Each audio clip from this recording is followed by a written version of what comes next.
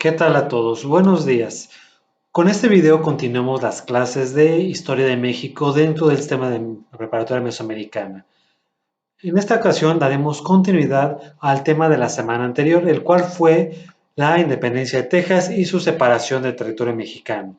Posterior a esto encontraremos que el caldo de cultivo que estaba dando en México ya era muy intenso, había muchas problemáticas sociales, culturales, políticas principalmente entre dos bandos. Y todo esto pasaba en México mientras el país se fracturaba internamente entre los centralistas y federalistas o posteriormente liberales y conservadores. El país del norte, en este caso Estados Unidos, empezó una gran política de tipo expansionista. Es decir, Estados Unidos tenía dos políticas de expansionismo a nivel nacional. Una de ellas era el destino manifiesto, que su mismo nombre lo dice que es destino, es decir, según un postulado de ellos, se mencionaba que Dios los había escogido como el pueblo bendecido en la tierra para que llegaran de océano a océano. Es decir, que si recordamos las 13 colonias de Estados Unidos originalmente, los tres estados originales, están del lado de la costa del océano Atlántico, es decir, la costa más cercana hacia lo que era Inglaterra por lo que es Inglaterra actualmente. Pero de esos tres estados creció muchísimo el territorio desde el Océano Atlántico hasta el Océano Pacífico, dado por la idea de que eran el pueblo elegido por Dios para llegar de océano a océano, con el destino manifiesto. Siguiente punto, tenemos la doctrina Monroe, en la cual James Monroe también mencionaba esta parte, que cualquier pueblo, en este caso, ellos estaban facultados para defender a toda América, de norte a sur directamente. Es decir, cualquier potencia extranjera que quisiera llegar a invadir América, Estados Unidos saldría en defensa de todos nosotros. Aquí lo importante mencionar es el espíritu expansionista de Estados Unidos.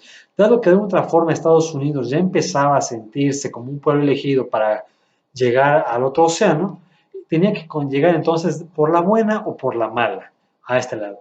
Es decir, algunos territorios de Estados Unidos se los compró a países de Europa, como Alaska a Rusia, en el caso de Florida España, Luisiana se lo compra a Francia, y los territorios que actualmente son California, Nuevo México, Utah, Colorado, esos territorios en esta parte no se los compra México oficialmente, es decir, entra a un territorio o un pleito de llamada a la intervención norteamericana, por muchas situaciones en general. Es decir, si podemos mencionar algo, es la invasión norteamericana va a tener sus antecedentes en las políticas expansionistas de Estados Unidos, quien desde 1809 ya venía observando esta parte, es decir, como mencioné anteriormente, compra Luisiana a Francia. En 1803 se da esta firma el Tratado de Adams-Onis y en 1819 a España le cede a Florida, o sea, es decir, poco a poco empieza el crecimiento norteamericano por, en este caso, tanto España como Francia, comprar territorios. Posteriormente empieza el conflicto con México, como mencionamos anteriormente. Ya cuando México logra su independencia, Estados Unidos envió a su embajador Poinsett como representante para firmar un tratado de límites con Estados Unidos. En este tratado, Estados Unidos intenta infructuosamente anexarse a la provincia mexicana de Texas para estos primeros años. Es decir, al principio no se pudo, posteriormente va a poder. Posteriormente se inició un proceso de ocupación pacífica en la que miles de estadounidenses agricultores, aventureros y demás gente que venía a Estados Unidos, empieza a llegar a Texas, como mencionamos en el video anterior, estableciéndose con o sin el permiso del gobierno mexicano aquí. Ya a partir del 1823 se da toda esta parte. Con el permiso del gobierno mexicano, ahora sí, Stephen Austin comienza a llevar inmigrantes anglosajones a Texas, inmigrantes norteamericanos a Texas. Y en 1829, Poinsett ofrece 5 millones de dólares por Texas. Es decir, antes de la guerra con los tejanos y con Estados Unidos, se ofrece comprar a Texas por 5 millones. Para el 34, 1834, llegan más norteamericanos al territorio tejano una y otra vez. Y había más notoriedad con esta parte, como en el caso de los firmantes de las declaraciones de estos tratados, Archer y Dexter. Para el 1 de marzo del 36, Texas se proclama independiente con el conflicto que vimos previamente, con la batalla de San Jacinto y del Álamo, ¿no? Y a partir de la firma del Tratado de Velasco, el gobierno norteamericano, que había apoyado militar económicamente a los separatistas, ahora sí se apresura rápidamente a reconocer su independencia de Texas. Y durante 10 años el gobierno mexicano no intentó recuperar Texas realmente, pero tampoco reconocía formalmente su independencia. Hasta que en 1845 Texas es anexada a Estados Unidos formalmente. Y la frontera sur de Texas con México va a ser el río Nueces, es decir, muchísimo más arriba del río Bravo, que actualmente es nuestra frontera natural con Estados Unidos. Pero bueno, aquí empieza el declive, este deterioramiento del gobierno mexicano, del territorio. Si bien en clase podíamos andar un poquito más con los mapas y demás, aquí nada más es una breve explicación de lo que estaba pasando. Eso sí, esta anexión provocó que crecieran las tensiones que se agravaron en el 45. El gobierno norteamericano ofrece pagar la supuesta deuda mexicana con estadounidenses que había. Es decir, Estados Unidos empieza a meter muchas formas en mucho territorio. Que todo esto empezarán a verlo, o espero que hayan terminado de ver en el libro de México Mutilado, un tanto novelesco y demás allá. Para esto, el presidente norteamericano de este momento, James Polk, también ordenó al general Zacharias Taylor llevar un ejército a la frontera de Texas y México. Todo esto para meter presión todo el tiempo. Es decir, no te hago nada, pero te voy amenazando con un ejército enfrente de ti todo el tiempo, ¿no?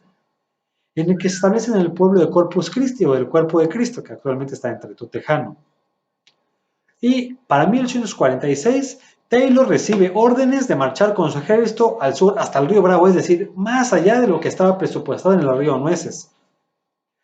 En marzo del 46, toma el camino de Matamoros, es decir, la ciudad mexicana de Matamoros, Tamaulipas, en donde se va a dar un conflicto, es donde el 26 y 25-26 de abril, en estos 2 días, la caballería mexicana al mando del general Anastasio Torrejón derrotó a una fuerza norteamericana de avanzada al mando del capitán Thornton. Es decir, estos norteamericanos invaden esta parte de Matamoros, el gobierno mexicano al mando de este general Torrejón ataca esta avanzada y los derrota. Pero esto va a servir para un gran pretexto de Estados Unidos. Ah, tú me atacaste, yo te ataco más fuerte. Tú me atacaste poquito y te ataco 1000 veces más fuerte. Aun cuando ellos habían invadido ya un territorio mexicano como una avanzada. Esto, como menciono anteriormente, va a ser una buena excusa para que el presidente Polk pidiera la declaración de guerra al Congreso de Estados Unidos. Es decir, como él no se podía oficialmente mandar solo, le pide a su Congreso norteamericano la declaración de guerra en contra del pueblo mexicano. Con la siguiente frase que le citaremos textualmente. Sangre norteamericana había sido derramada en territorio norteamericano. Es decir, no era territorio norteamericano, era el territorio mexicano. Pero bajo este pretexto que pareciese que México había invadido Estados Unidos o un territorio norteamericano, los norteamericanos atacan territorio mexicano. Por ello, el gobierno y el Congreso norteamericano le van a declarar la guerra a México el 13 de mayo de 1846. En consecuencia de los actos agresivos supuestamente mexicanos. Aquí el punto que Estados Unidos ya tiene una academia para formar militares de gran nivel. En México todavía estamos en pañales en este momento para escuelas militarizadas. Y Estados Unidos ya tenía años formándolo, la Academia de West Point y otras partes y demás. La distribución de las fuerzas de Estados Unidos fueron Taylor por el noreste, es decir, esta parte, otro general Kearny ocupa Nuevo México y California, la otra costa, por así decirlo, y el general Winfield Scott, que va a ser el más fuerte de todos ellos, con más armada, más avance, va a tomar el puerto de Veracruz. Es decir, aquí importante, tenemos dos armadas por el parte norte de México, una casi por cada costa, una por Tamaulipas y otra por California. Las partes norte van cerrando poco a poco en las puntas hacia abajo. Y aparte tenemos por el Golfo de México la parte más fuerte de Veracruz, que va a ser la que va a avanzar de forma muy intempestiva e intensa por Veracruz, Puebla y la Ciudad de México.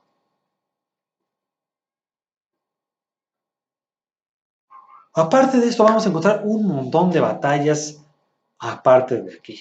Es decir, las primeras van a ser por la parte norte, es decir, sucesivas batallas vamos a encontrarlas por los invasores norteamericanos, que avanzaron triunfantes en las batallas de Palo Alto, Resaca de Guerrero o de La Palma en Monterrey. Toda la parte norte que vimos mencionando por Tamaulipas avanzan hacia Monterrey y de ahí empiezan a avanzar brutalmente.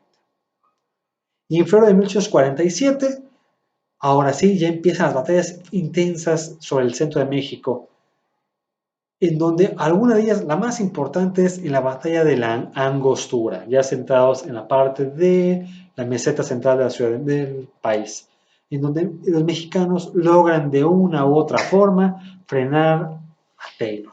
Recordando que para este momento, otra vez Antonio López de Santa Anna es el gobernante del suelo mexicano. Y va a haber muchas cosas un tanto extrañas que ustedes van a estar leyendo en el libro, novelesco y demás, pero que como que no nos dejan mucha certidumbre de por qué México pierde batallas, por qué México quita militares en algunos lugares donde ya estaba para derrotar a los norteamericanos. Y sí, muchas cosas extrañas y oscuras pasan aquí. Pero bueno, en la batalla de la Angostura, que es de las más importantes, el ejército mexicano logra frenar el avance de Taylor, pero no es suficiente, se va deteniendo poco a poco, dado que los norteamericanos desde Veracruz avanzaron por la Ciudad de México al mando de Scott. Siguen avanzando, y continúan algunas victorias en las batallas de San Ángel, Churubusco, Padierna, Morelos del Rey y principalmente la última, el Castillo de Chapultepec, la que todos conocemos, multicitado, con la caída de los famosos niños héroes, con los demás militares mexicanos y demás allá. Aquí importante reconocer que, independientemente de cómo hayan sido las batallas del Castillo de Chapultepec y demás, aquí lo más grave o peculiar o funesto de la guerra es que la Ciudad de México es tomada el 14 de septiembre de 1847. Es la única ocasión en donde, si ustedes fueran al Zócalo, a Palacio Nacional, en vez de estar la bandera mexicana ondeando en la parte alta del Palacio Nacional, íbamos a encontrar la bandera de Estados Unidos. Por ello es la principal y la más grave derrota del suelo mexicano. Es decir, nosotros como mexicanos, ¿qué pensaríamos o simplemente qué sentiríamos que fuéramos al Zócalo como mexicanos y en vez de encontrar la bandera nacional, encontráramos la bandera de Estados Unidos o de cualquier otro país ondeándose ahí? Es decir, es la más grave derrota que vamos a encontrar aquí en suelo mexicano, porque formalmente había sido la Ciudad de México tomada. Tras el éxito de esta invasión, Estados Unidos aprovecha los momentos que veía la República Mexicana tan golpeada y demás. Es decir, había un poco sentido de patriotismo, donde muy pocos mexicanos se sentían como mexicanos, porque habían pasado a veces en unos años antes de haber sido súbditos de España, tejanos, mexicanos, norteamericanos. Es decir, a muchos les daba igual, por eso no pelearon, pero mucha gente realmente se sintió ofendida, lastimada y humillada por esta derrota. Es decir, como mexicanos es una grandísima derrota y afrenta de lo que pasó aquí y lo que hay que pensar principalmente, ¿no?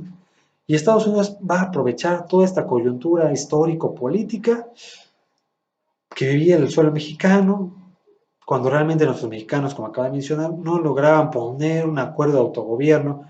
Sin embargo, los combates, hubo mucha gente que sacrificó su vida de forma muy valerosa, y los principales héroes que encontramos aquí, uno de los héroes que todavía vivía de la independencia, el general Nicolás Bravo, que es de los que más pelea, el general Anaya, que él tiene las frases quizá más románticas, más célebres, no sabemos si existió o no, pero la historia la maneja como tal. Cuando los norteamericanos derrotan a Anaya y a las tropas mexicanas, le exigen el armamento, las balas y demás, que en la guerra las armas y las balas se les llama parque. El parque militar son estas balas, estos cañones, todo lo que tenemos aquí. Y cuando supuestamente los norteamericanos le exigen al general Anaya esto, él responde con bastante seguridad y coraje: si tuviéramos parque, ustedes no estarían aquí. Es decir, si tuviéramos balas, tú no hubieras ganado. Si tuviéramos con qué defendernos, no me hubieras derrotado, porque por valor no falta. Son de esas partes románticas que hay en la historia mexicana, que infelizmente perdimos, pero que nos quedan con esa parte del patriotismo, del orgullo de ser mexicano y defenderlo, ¿no?